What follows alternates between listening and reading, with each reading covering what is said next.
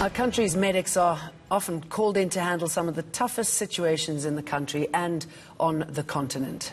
Well, the South African Military Health Service has its hands full, whether it'll be assisting with humanitarian relief operations or being deployed to hospitals and mortuaries during strikes. Michael Appel has this special report for Armed Forces Day, courtesy of the South African National Defence Force.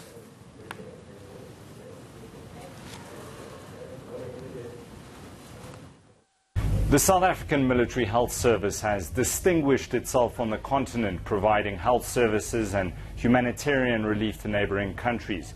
More recently, medics were called in to resuscitate a collapsing health sector in the northwest. We again took the country and communities that were really struggling out of a very bad situation, and we saved a lot of lives by just with our presence in Mafikeng. In mid-2017, the Defence Forces medics had to step in to help clear backlogs at Gauteng state mortuaries due to an ongoing strike.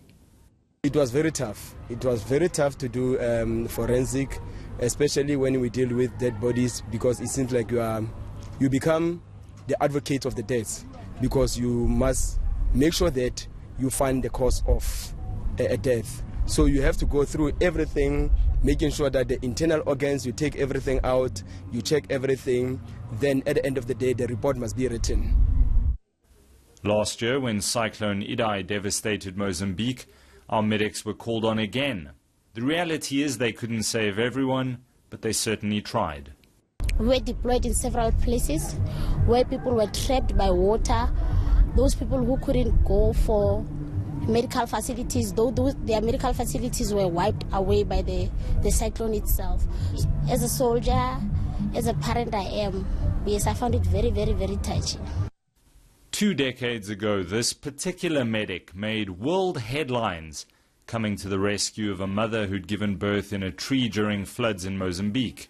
At the umbilical cord and then place the placenta on a blanket and wait for the helicopter to hoist me up again. They cannot be hoisted at the same time. So one of the flight engineers was lowered to come and take the mother up, and I was left on a tree with the baby. The winch was lowered so that they can hoist me up again. And that is when I rescued the baby. This Armed Forces Day recognizes the bravery, sacrifice and dedication of those who serve and served and paid the highest price.